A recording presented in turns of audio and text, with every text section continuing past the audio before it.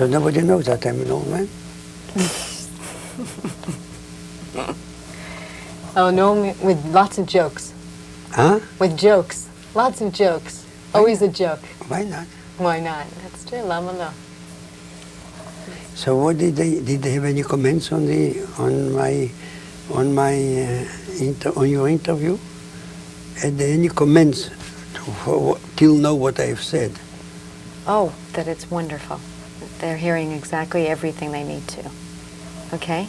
So what I'd like to start back is on those first days of the ghetto. Yes. Tell me about those first days of the ghetto. Yes. So what was it like? So first of all, the first terrible blow that we got to burst out the children, orphans from this was the Lithuanians.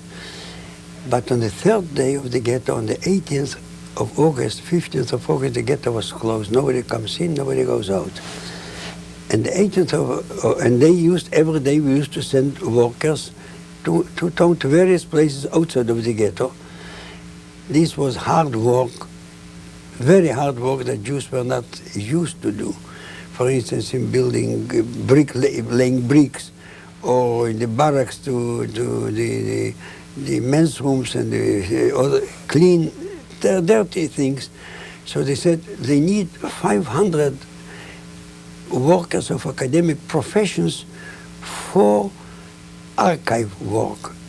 So people were so enthusiastic about this opportunity, instead of going and clean the laboratories and to build the roads and so on. So they appeared 534. And they took them out from the ghetto and they killed them in the very same day. And then Lithuanians who could see from around the fortress, there were, the next day came Jewish workers nearby that to work, so they told them, and they showed them the identity cards from the Jews. We didn't believe. We couldn't believe how can 534 innocent men, reputable men, lawyers, engineers, chemistries, physicians, why should they be killed without trial, without interrogation? We couldn't believe it, because this was on the third day of the ghetto. And then Dr. Elkes tried to go from one to the other, the dignitaries, the Nazi dignitaries, in the civil authority, and then in the police. And what was he doing? Was he trying to find out what happened or why? Yes, he said, I'm the chairman of the Jewish committee, I'm the Oberjude. He spoke their language. And I'm responsible for these Jews, I have to give a reply. Please tell me, why didn't they come? When will they come? Where are they now? What are they doing? You see, he didn't speak in this tone like I'm talking, no. But he found always the right expression. First of all, not to hurt their Nazi dignity, and second, to force them to answer him, first of all, to answer him.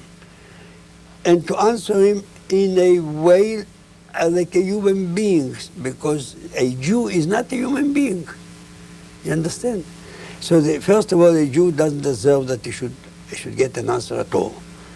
But Dr. Elkes put it in a way, and he just told them of his relationship with the German ambassador. Nevertheless, it worked sometimes, not much, but nevertheless. But he is was a most courageous man, and they always said, nothing can happen to me. My 5 years are behind me. And he always kept in a small pocket a poison, and he said, if worse comes to worse, he will not fall in their hands alive. And he asked which was very dangerous. Nobody, no insurance company in the world would give an insurance for the life of Dr. Elkes. Yes? Because every small, don't speak about the Stadtkommissar or the deputy Stadtkommissar who was responsible for the ghetto, was in itself a murderer. So the murderer, the first ruler of the ghetto from the civil authority was the deputy Stadtkommissar of Kovno by the name of Jordan. He had a very Israeli name, Jordan. But he was just a terrible guy. Terrible person? Terrible, he's a mass murderer. If, for instance, he used to come into the Jewish committee office, he would never open the door, didn't take the handle of the door and open it. No, because the handle of the door kept Jews, and he cannot put his hands on a handle that the Jews have kept them on. It would be dirty his hands, you see. So he used to open with his boots, push the door and open the door with a crash. The very appearance of him was already thunder of threat and of unrest and of God knows what this brings. And he was behaved so harsh that even the superiors in Berlin thought he doesn't know how to behave before his superiors. Because, not because he was too harsh towards Jews. Towards Jews you cannot be harsh enough because the final solution is the final solution of every Jew. But he took over certain functions that wasn't in the priority in the authority of his superiors. So did he there. So they sent him to the front, and he was killed there. You see, and so it turned out that these 534, they had to admit to Dr. Elkes finally that they were killed, but they said it was a sabotage. These Jews took, they were supposed to, in a store of sugar, they poured in gasoline, and so this was why they were killed. Of course, this was not even worth mentioning it, but this is what he said. So in the first three, after the third day of the ghetto, this is what we learned what is ghetto all about. Because we didn't know what is ghetto. And this, of course, such an event didn't let me rest for several days, and I wrote about it at night. I wanted to start actually our interview with mentioning the famous Jewish historian Shimon Dubnov. He wrote monumental books on history of the Jewish people. He lived in Riga at the time of the outbreak of the war with Russia, with Germany. And when the Nazis came to take him from his home, the only word that he could spell out before was taken by surprise, record it. And this I kept in mind all the years, record it. The Germans never wanted that the outer world should know what's going on inside the ghetto. They never wanted to know what the killings, the mass murders at the forts. It was my inner impulse, a inner driving force to put it in writing, because I was myself overwhelmed. I couldn't talk to anybody about it. There was not a possibility to talk because I was so taken with day to day and hour to hour with work in the Jewish community. And I had a secretary, and I had to go to the German offices in town to ask, for instance, let's say the list. We had an office. We needed pencils. We needed a typewriter. We needed paper for typing and so on. So I, as a secretary, used to go to the Stadtkommissar, which is the civil authority, and ask for that. I have here a form that's order.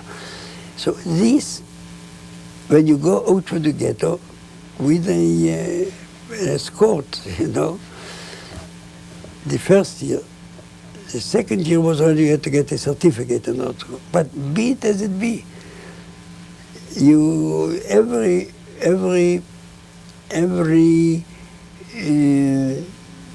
day when I went from the ghetto to the Stadtkommissar, to the German authority, it was approximately 8 kilometers, 5 miles, 6 miles. On the way, each one could spit you in the face, or kill you, or damage you, or whatever it is. In German there is a wonderful saying, "O Vogelfrei," you are free as a bird. Everybody can kill the bird. Nobody will arrest you and so on, you understand? Mm-hmm. And this is what I felt. And to go into a let's say, not leave alone Gestapo. I didn't go much to the Gestapo. In very, very rare cases, but mostly into the Stadtkommissar or to the Generalkommissar. What is the Stadtkommissar? The Kommissar for Kovno, the city of Kovno. Mm-hmm. The Generalkommissar is the general for all of Lithuania, where I couldn't get something from the state, from the city commissioner. I tried to go and ask from the Generalkommissariat, and there, either you meet Lithuanians who look at you like you were run away from a prison. Either they spite you, or they beat you, or they kick you, or whatever it is. Seldom I used to meet a colleague, a former colleague from the law school, a Lithuanian, that used to throw me a sandwich. It was very, very seldom. Very seldom. What did you do if they spit What? at you? What could you do or did you do if they spit at you or kicked you? Not at all. I'll give you, for instance, it was a certain period of time that we didn't get even the 100 grams of bread. We didn't get it for 2 months, and instead they used to send us sauerkraut. It was terrible. It was stinky. And when you need bread, it's not a replacement. So we went to the commander of the ghetto. There was a ghetto commander. Inside the ghetto was a ghetto command, German. And he had his sentries to look around that nobody should run away from the ghetto at the main gate. But he was the commandants mostly were people, elderly people from the police, from the old police, that I couldn't say that they loved Jews, certainly not, but they could perhaps try to be, not to be as harsh as the others. So when they came to the commander, said, the people cannot go to work. It's already 2 months we don't have bread. The people will fall. And it was that from the ghetto, each day left the ghetto gate 8,000 to 9,000 people in various places of work. This was the only employment source for the German military offices and installations. In the only place alone of the building a military airport, they mobilized from the ghetto 5,000 workers, 7 days a week, 24 hours a day. It was a terrible slave work in the very meaning of the word. Avraham, you told me that when you had to move into the ghetto, that there were thousands that had to move into a very small area, Yes. where only 7,000 before lived. Yes. Was it crowded? What did it look like? People remained on the open air. There was, I have several paintings that you show. People did first of all, there was a housing committee. But the housing committee couldn't make more dwellings than it was. You understand? So we, first of all, everyone whatever I say, I have documentary. We made to the 31st of December 42, I have a list of all the streets of the ghetto. In each street, how many buildings. In each building, how many apartments. In each apartment, how many people live. And then you make the average of living space area per person per capita, the average 2.95 meters. It means approximately how could I say it in a meter, and this is what we have in your inches. Yes, inches. Approximately 6 inches, 5 inches per capita. So it was not a living space, you understand? So it was absolutely impossible. But we didn't have just the space. And we asked them that they should allow us to use, there was let's say, a cinema that should allow us to take the cinema. No, under no circumstances. So people lived in the streets? People lived in the street in the thousands in the first half year of the ghetto. And then little by little, they killed 540. Then they killed 1,200, and then they killed another 1,000, and then they killed 10,000, so there became space. And it was massacre after massacre. Yes. It was just the most, for instance, my wife. My wife was always at the entrance of the prison gate looking for a husband, for a family. Maybe they'll go out, maybe it's among those who live. They used to take out from prison for work. And she thought maybe she'll see him or so on, understand? But while so waiting, looking for a husband near the prison and then the nice fortress, so she didn't take her time to go to the housing committee of the ghetto and get an order for a dwelling. And when she came, it was already the last days of the ghetto, and there was no dwelling available at all. You understand? So it was only by chance or by incident or by accident, I don't know, whatever you want to call, that she met some very good friends, and they gave her a corner in their dwelling for her and for her little daughter. And all their minds were absorbed to look to rescue her husband. You can understand it. So if you were to walk down a street in that ghetto, so first of all, there were two things. Those homeless, we took, for instance, a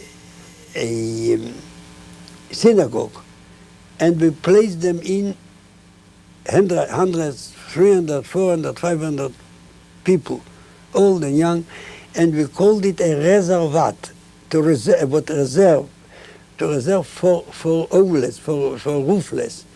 And such reservats were approximately 5, 6 in the ghetto.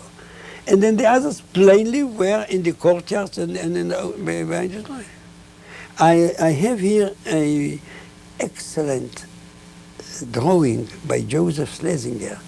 Such people live on the street, So it was the most terrible time. It was the time of starvation. In order to make it more visible for you, we had in the ghetto vegetable gardens, free open space. So we built there potatoes, so that in the harvest we will have potatoes. But the people were starving, so they couldn't wait until the potatoes will be ripe. So they all jumped on the vegetable gardens, and they took out the unripe potatoes and they ate it. And I have such a painting of Esther Lurie, and those people are grabbing, the vegetable, the garden, the potatoes, and they're grabbing. And since we had a court, a Jewish court in the ghetto, and this is entirely one of the bright spots of the ghetto, because Dr. Elkes tried to keep the ghetto not to turn into animals and not to eat one another. So he tried, he said, Jews, for instance, those who grabbed they brought them to court. We knew that they are innocent, but nevertheless, order must be a minimum of order. And they were brought to court. Who was brought to court? One of the pharmacy, one doctor, and 5 plain families that they had nothing, but nevertheless were brought to court. And they were, let's say, punished by first, if it will happen another time, so they will so and so. How difficult that must have been for him. Yes, we had our own detention, arrest house. People who didn't show up to the work, we call it Arbeitseinsatz. And The so Germans, I'm sorry.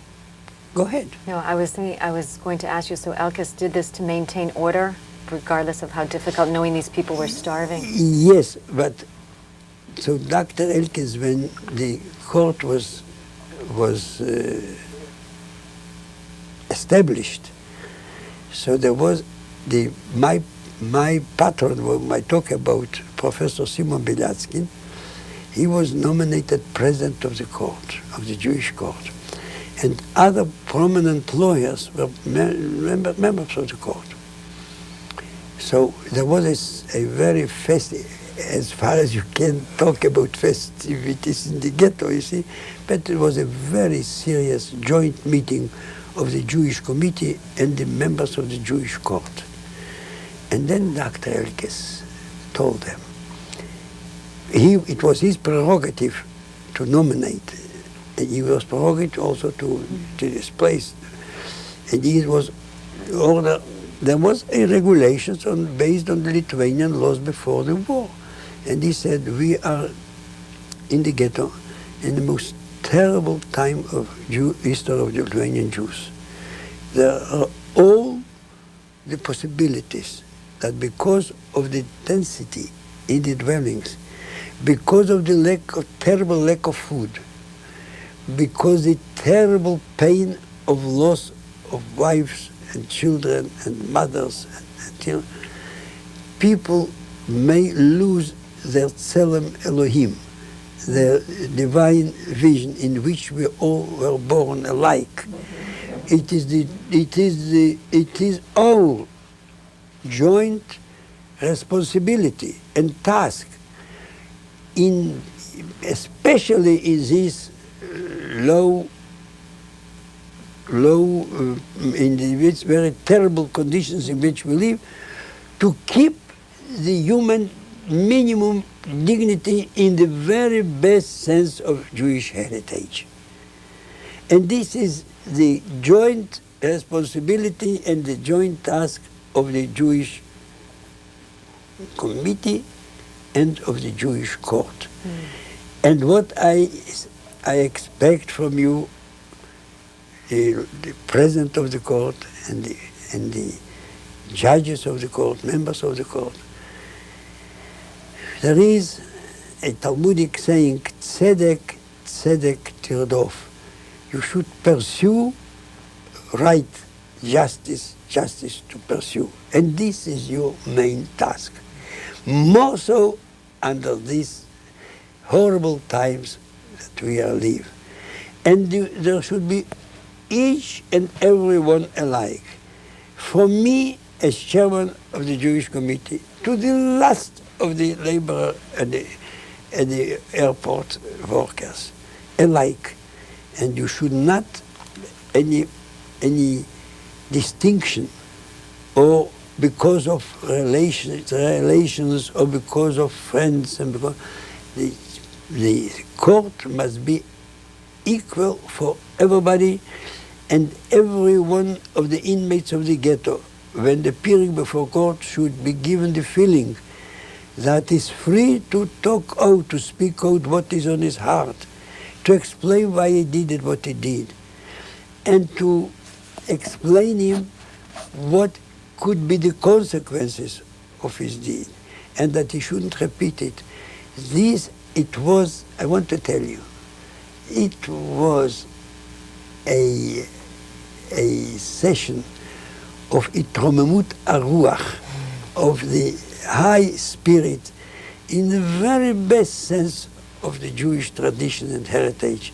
And this was Dr. Elkes who spoke out to the, because he was entitled, when the punishment of the Jewish court was ruled, Dr. Elkes is the place he can appeal to Dr. Elkes, and he can change it or annul it or give another one. But he would never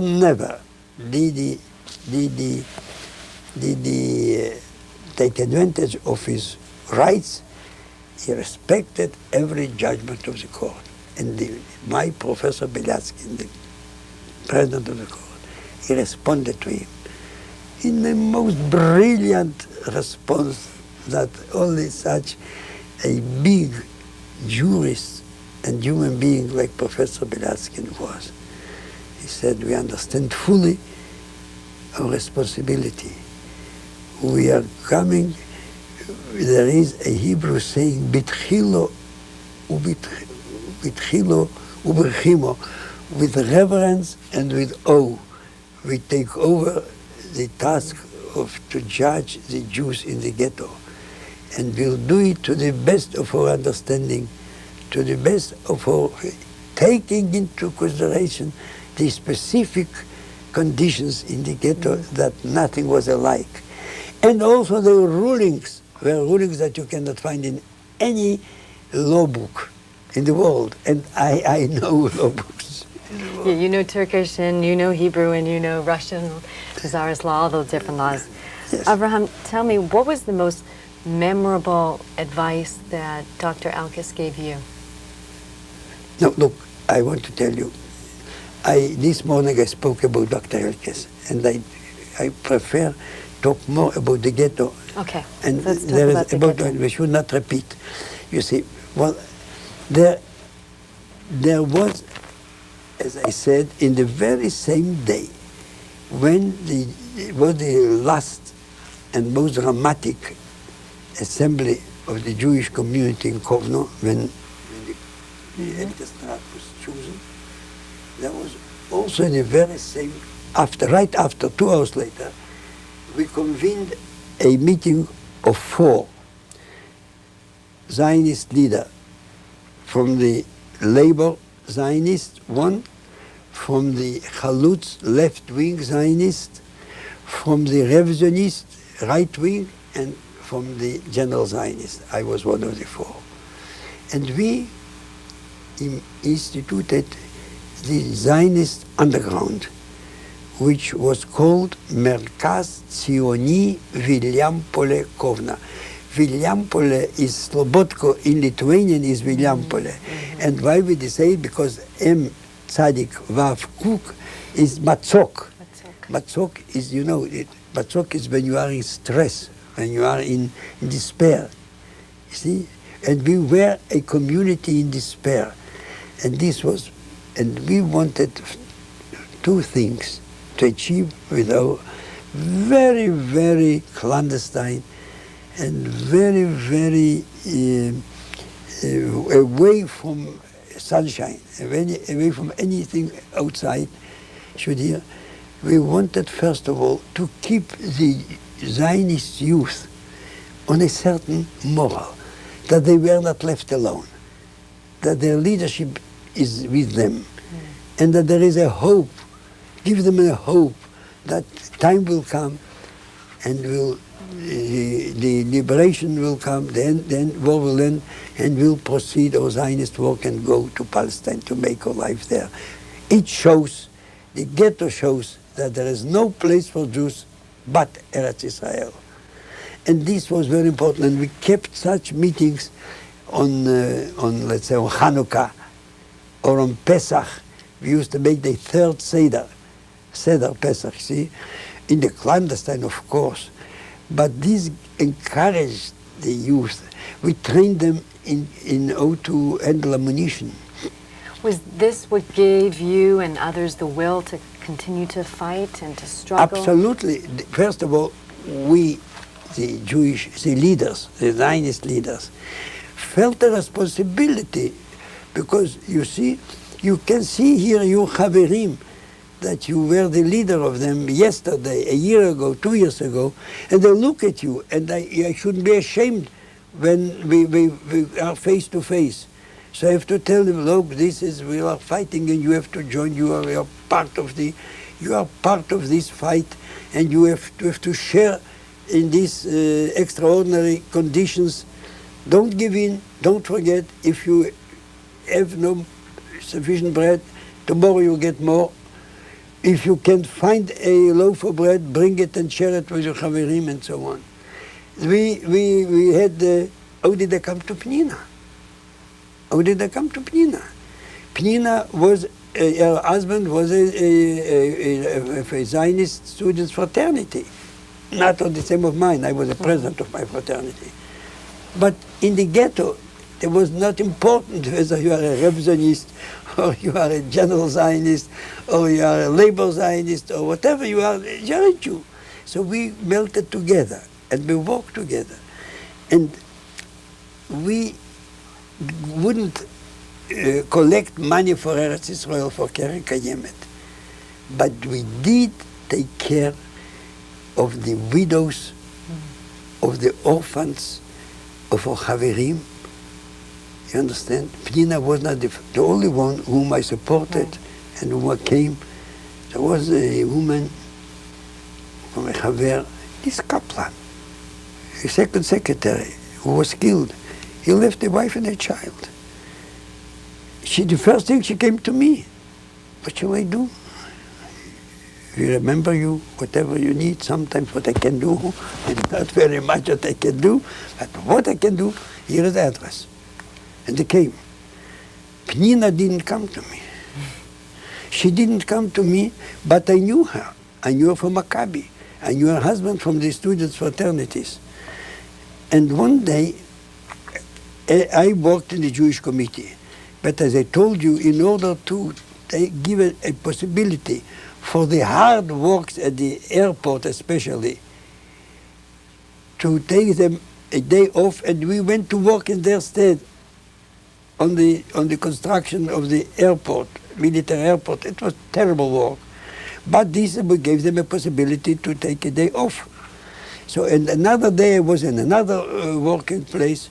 So at that place comes a Lithuanian woman, and she comes closer, not, she wouldn't dare to come inside, but from across the street she goes, do you know Mrs. Shazon? I said, yes, I know. Will you take a parcel for her? I am Veronica. I was the nurse of Shulamit, you see? And because her close connection with Shulamit, she loved her. I'll tell you the story. I must go back. So, will you take a parcel? She says. So she throws a parcel, and I grab it, you know, and I hide it. And at night, when I come back to the ghetto, I go straight to Pnina and I bring her the parcel. I says, Pnina, I have regards for you, from Veronica. She says, oh, come. She says, yes, I spoke to her, here is the parcel. And she told me that she have sent you several parcels, but she never got any response from you. Did you ever get this parcel? She says, no, this is the first parcel that I get. You see? So there were also people like that in the ghetto. They took it, or people were taken, they couldn't go to town, so they used to trade in a pair of trousers or a suit or dresses to give people who go inside, and they would trade in and bring the bread. Others would take the clothing and never bring back not the clothing, not the bread. And this is how they were brought to the Jewish court. See, so people took parcels for Pnina and they never gave it to her. Avraham, tell me, I know no day was typical, I beg pardon? I know that no day was typical in the ghetto, but how would you describe for us what a day was like? I mean, what did people do in the evenings? What were the streets like during the day? First of all, let me finish with Penina, because this is a Okay. very it was the beginning. So when I went in, and then I saw the conditions, the dwelling, it was winter, it was cold, and in the wall between the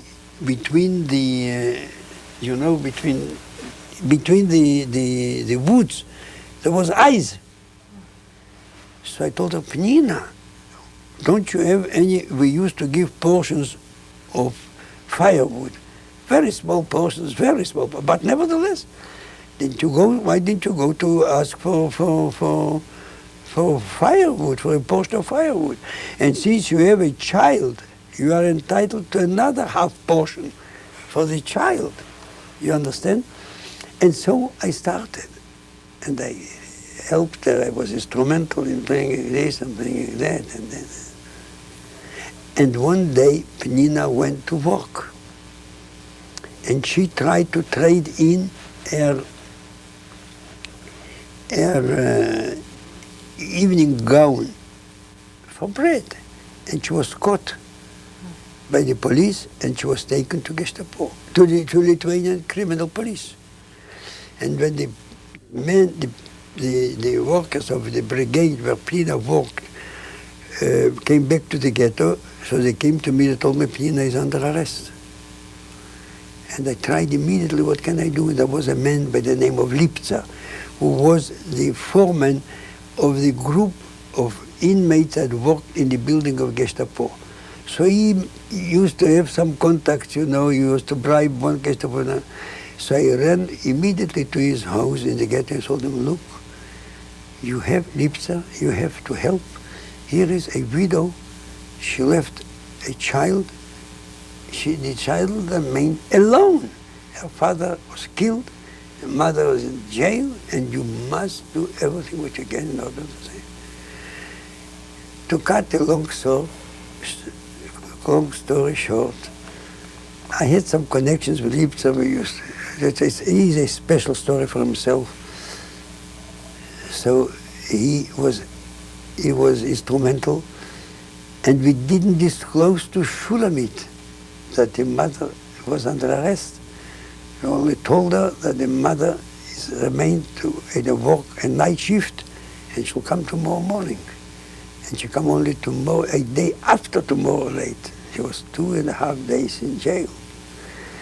And I was instrumental to take her out, and this and that and then and so. And that's why I dared to ask her whether she would be willing to hide my entries in the diary. I couldn't keep it with myself, because it was the office of they used to come every day, Germans, Lithuanians.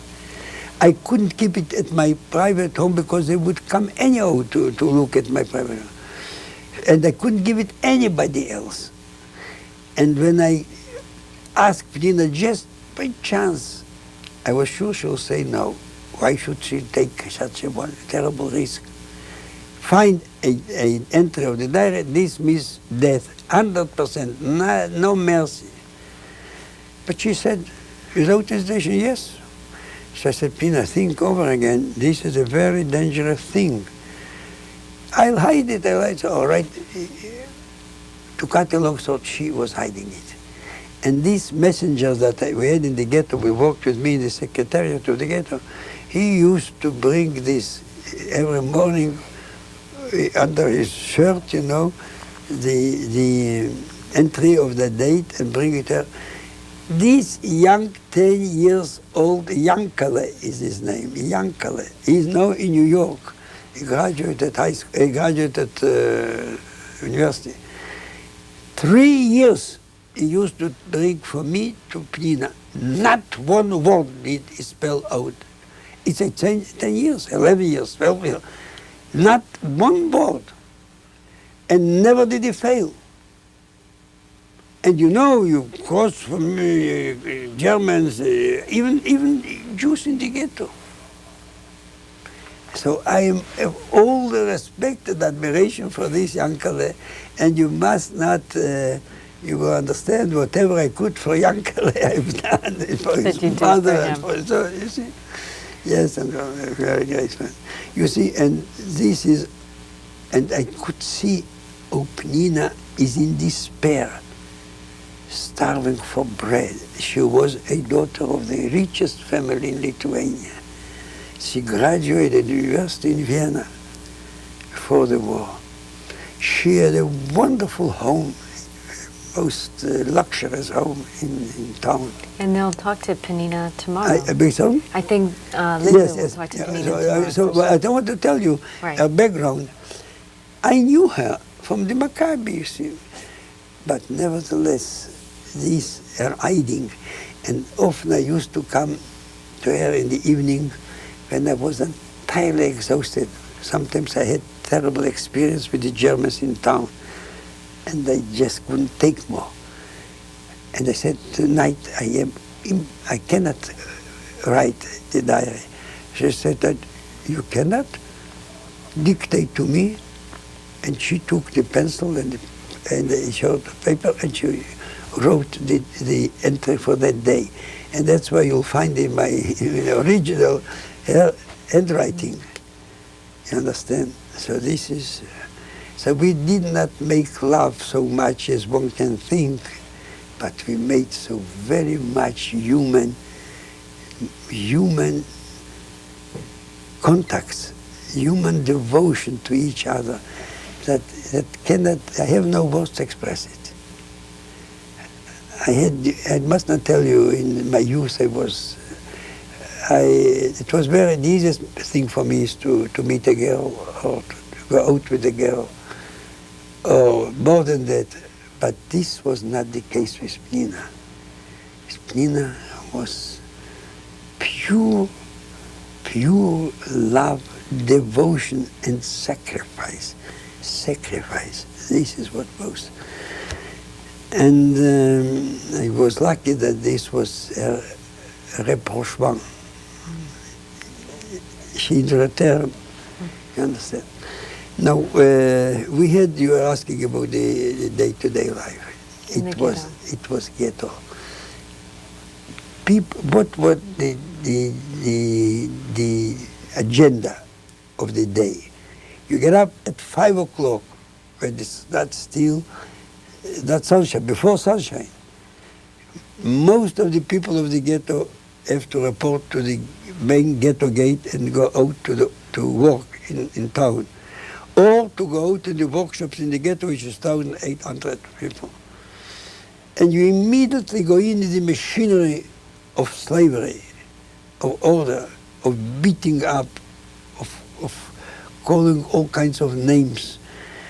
And you forget that you're a human being. And all you think is how to get a loaf of bread. Or Penina, how to get some little bit milk for Shulamit. And how come back safe pass through the ghetto. And when the day is through, you come back, it's already night. And until you pass the gate, and when they take away from you the gate, they take you to prison, or they take you to commandant. And when you come home, you are already so exhausted that you fell in bed. This, in addition to it, that it was curfew and so on. But also we who were the employees in the offices and institutions. We were in the very same atmosphere of tension. How many times did I go to town to work? Just because to have a better feeling for myself. You understand? And there were all kinds of songs. You know, and of course, those in the committee, there was a song. You ask me why I'm not, why I'm in the committee. If I wouldn't be in the committee, I wouldn't have this, and I wouldn't have that, and I wouldn't have that. And Tell me about the songs. Do you remember some of them? Huh? Do you remember some of them? I have it in my head. I have it in the. I suggested that they should put it in English. They didn't put it in, but it's wonderful songs. For instance, there is a Jewish popular song, a folk song. Auf dem Pripetschok brennt der Feuer und ich tu bis heiß und der Rebbe mit den Kindern lernt, kommen's alle Beis. You know, on the Pripetschok it means on a small, in kitchen there is a stove, and a small stove is called in this little stetliche Pripetschok, brennt der Feuer, a small fire is burning. And in the house is hot, and around the Rebbe with the children teach them Aleph Beis. But this is, you know, in Yiddish it's so. And on this very song, they took it for the ghetto. Leben Teil brennt der Feuer und herum ist heiß. Around the gate burns a fire, and around is hot. Jews are coming with their parcels, and they burn, and the Jews are burning because they take away from them the parcels. I cannot translate it, but it is just wonderful. And of course, Was there humor, Avraham? Were there jokes? oh, What are some and of the how, and how. This was a great thing. For instance, I'll tell you, we had, and this was you asked me about life, this was the day life in the ghetto. But in addition, we had, for instance, Pnina, the same Pnina. I must come back to Pnina because Pnina, there was not another one. As I told you, she had a very tiny place. Then she got a little better place. And we had a circle, cultural circle, 8 to 10 people. There was a poet, and there were two writers, and then there was a Jewish writer, a Polish Jewish writer, Burstin, who wrote a very great novel. And there was the head of the cultural department of the ghetto, Dr. Nachman Shapiro, and there were Garfunkel, who was a member of the parliament, and myself. So we used to meet 1 in 2 weeks for 2 hours. Where? In Pnina's dwelling. Where did we sit there? You can imagine.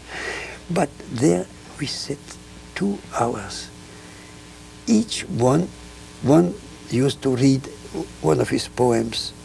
And we had a journalist, Dr. Volsonov, who listened to the clandestine radio, and he used to report on what's going on the front between Germany and we called him, you know, the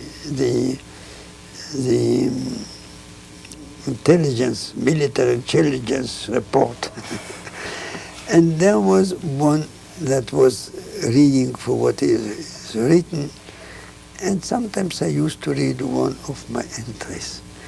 And these were 2 hours of inspiration, that not everything is lost, that not everything is bread, that not everything is tears, that there is life in the bimtzukei shachat tanchumei el, in the depths of hopelessness. There is a strife of light. And this strife of light, in my case, it was Pnina, of course. But everyone added such 2 hours, intellectual, cultural. This was entirely contrary to what the ghetto stands for. Entirely to what the surrounding. But we felt a need in this. You understand? Or, for instance, I was, as I told you, one of the founders and leaders of the Zionist underground. So one day, I get a call from the ghetto, main ghetto gate. There is one woman that speaks, she wants to speak to you. She asked for Shlemke Goldstein, and when we said that Shlemke Goldstein cannot be reached, she asked for Avremke Golub. I didn't know was it? So give it to me. So she tells me, Avremke, yes, I bring regards to you from Nissen Resnick. And Nissen Resnick was a Zionist Anchor in Vilna that we had from the correspondence. So I told him, take her and bring her straight to me. Who was it? It was Irena Adamovich, who is in the book. She was a Polish that was very much close to the Chalutzim movement in Poland. And she was going from ghetto to ghetto, bringing reports to each other. And it was for the first time after years that we heard, so when she came, she said, I want to talk to you. So I said, please talk. She said, no, I have to talk to you in private. So I went in with the Zoom. She says, I come now from Vilna. I bring you regards from Nissen Resnick or from this or this. I said, all right. But so of course we cannot talk here. She says, all right. So I arranged immediately a broader meeting of the committee of the Matzok, of the underground, at my private dwelling. And there were two from our underground Chaverim that sat on alert in case somebody comes here. And all went to work so they were in my tiny room where all the members of the executive of the Zionist Underground, and in addition Dr. Elkes and Garfunkel, yes, and Dr. Shapiro was the head of the cultural department, who was also a member of the Underground. For half a day long, she reported to us on what's going on in the ghettos. For the first time that at all could they know something was going on behind the barbed wires. We never had a slightest idea. And here comes a woman, she spoke fluently Yiddish, and that's why at the gate they couldn't be suspicious, because if she would speak Polish or something, we wouldn't let her in at all. You understand? And this woman disclosed to us for the first time, she opened a little eshnab, or do you say in Hebrew, in English eshnab, a little window, small window into the outer world. What goes on? What goes on in Warsaw? What goes on in Vilna? What goes on in Lodz? And then we reported to her on what's going on in the ghetto, and she was amazed. So this encounter with such a Polish Catholic woman who is exceptional. By the way, she came to Palestine in the 50s, in Eretz Israel, in 56, and she was my guest. You cannot imagine what, to tell you, unfortunately, none of my sisters survived. They all were perished in the war. But even if its sister would come, I wouldn't be so happy with her. And they took her around and everything. I didn't know, I went out of my way in order to please her and so on. But she was a communist, of course, communist. And this is where we differ. But the very meeting inside the ghetto with an outsider was in itself a breakthrough. That's exactly what the Germans intended, their intention to close us behind barbed wires. That nothing should be known to us what's going on, and nothing should be go out what's going on inside. And when the 28th of October, the terrible day, the most terrible day in the ghetto, the selection of 28,000 people, inmates of the ghetto, and I told it, I don't want to repeat because I spoke about it with regard to Dr. Elkes this morning before. So this selection of 10,000 men in one day, you know, all of a sudden we felt that if it can happen in one day that a man takes links, rechts, with one finger move, Pointing. sends 10,000 to death. So what are we? Who are we? How did that happen? Did they call people to the square, or how was First of all, the Gestapo said that in ghetto are people who are working hard, and there are people who are working less, and people who don't work at all. So, and we know that the portions of food for those who are working is not enough. We know that 100 grams of bread per day per person who works is not enough. So we want to enlarge these portions for those who are working, and to leave the portions that are now only for those who don't work, in order to make sure who are these who are working with. So we want that you should, all the inmates of the ghetto, 30,000, should report on the 28th of October on the big square Democratic, families-wise, and groups of working-wise, you see. And they'll then divide separately in one place those who are working hard, and they'll get double rations, and those who don't work will get the same rations as now. So Dr. Elkes said, if this should be done, we can do it ourselves. We'll give you the list of the people, of yourselves, of the Department of Supply. We'll give double rations to those who are working and give less rations, the same rations to those who are working. For that purpose, you don't need all of the 30,000 inmates of the ghetto to report on the Democratic Square. We did not believe that this is the true reason for that order. And Elkes worked very hard, and he met twice with Roca, and they told him, and what did they tell Elkes to Roca? He came to him and said, Mr. Roca, Mr. Commander, may I talk to you as man to man? It is not... Avraham, let's stop here because we have less than a minute of tape. Tape?